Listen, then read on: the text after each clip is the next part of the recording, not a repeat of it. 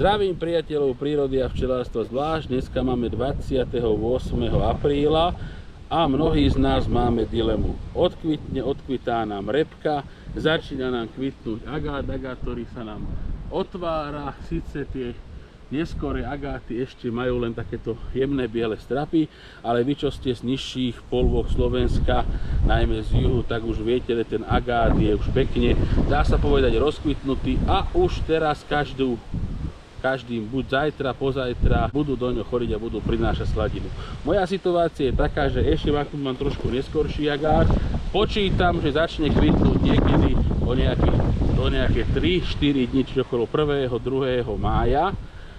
Ale problém je v tom, že ešte repka je žltá, ešte nosia prínos repky. Čiže teraz je na mne, buď vytočím tú repku a budem riskovať to, že má vysoký obsah vody, čo nechcem, alebo to nechám až po skončení agátu, kedy budem mať mix repku a agát.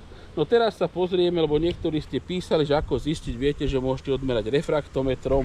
Len refraktometrom odmerať alebo hustomerom sa dá najlepšie vtedy, keď už máte med vytočený, a vtedy zistiť, že máte vysoký obsah vody, je trošku neskoro. Čiže najlepší spôsob je to, chytíte plást, trhnete plást, keď máte nakvapkané, tak ten med nie je zrelý. Samozrejme, že ten med môže byť zrelý, lebo bolo zima, včely ho zahustili, ale problém ďalší je, ktorý tam je v tom, že tá repka stále ešte dokvitá, ešte stále nejaké prínosy sú. Čiže vy môžete mať vo včelách už med hustý, len tie včely to pomiešajú s tými prínosmi, ktoré sú riedky, a tým pádom sa ten obsah vody zvýši. No pozriem sa ja na svoje včelstvá, že ako to vyzerá u mňa. Čiže sa hovorí, že keď je 1/3 zaviečkovaná, niekedy 1/2 môžete vytáčať.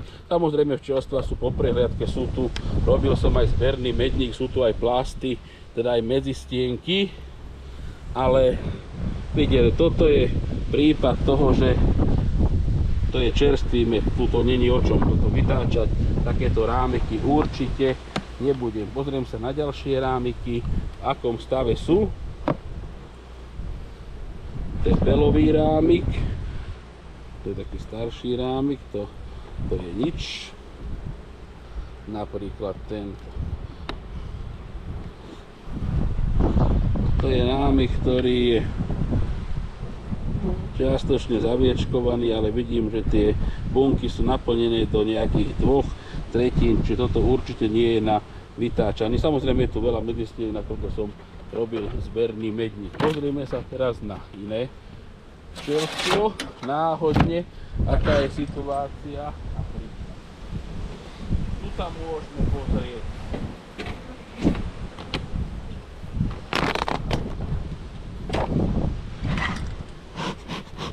Aj tu boli prehadzované, lebo hovorím je po prehliadke.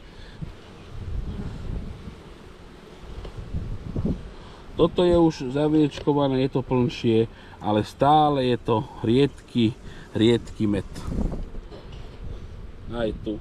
Čiže keby som tým, najmä tomu, že chcel skúsiť, trhol, tak vidíte, že je to nakvapkané. Toto nie je súdce na vytáčanie. Môžem sa pozrieť na ďalšie plásty. Opäť krásny, pekný, ťažký, aj zaviečkovaný, ale toto je med, ktorý je čerstvý, ktorý tu môže byť hustota, alebo teda obsah vody menej ako 18%, ale tuto určite tá sladina je riedka. Čiže vidíte, že to je riedke, veľmi, veľmi riedke, čiže určite toto takisto. Čiže opäť, keby som chcel, vidíte, je to riedke. A takto by som mohol pokračovať na svoje ďalšie včelstvá, že na základe zaviečkovania a na základe trhnutia plástu viem, aké sú tie včely, viem, že prínosy mali, ale tu keď sa pozriete na to, vidíte, že je to všetko veľmi, veľmi riedke a toto má určite vyšší obsah vody ako 20%. Samozrejme, toto je stav u mňa. U mňa pri mojich podmienkach, u vás 20-30 km ten stav môže byť úplne iný. Je to na vás, či sa rozhodnete vytáčať repku, alebo to urobíte ako ja. Ja som na 99% rozhodnutý, že počkám, pokiaľ odkvitne agát a vytočím repku spolu s agátom, lebo myslím si, že na základe toho, čo ste videli, určite med by mal vysoký obsah vody, a tým pádom radšej vytočím miešaný med, agát repka, ako by som mal vytočiť repku, ktorá mi skysne alebo má vysoký obsah vody. Čiže priatelia, vy sami musíte poznať svoje včelstvá, svoje prínosy, ktoré tam majú a hlavne podmienky, v ktorých tie včelstvá chováte a súčasný stav v tom medníku.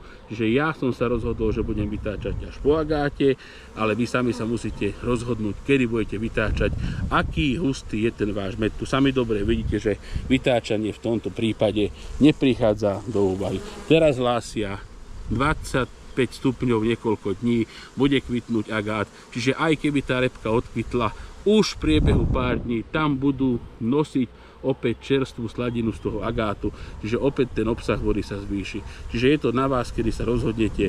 Ja som sa tento rok rozhodol, že budem vytáčať až po agáte. Priatelia, napíšte mi do komentára, ako to vidíte vy.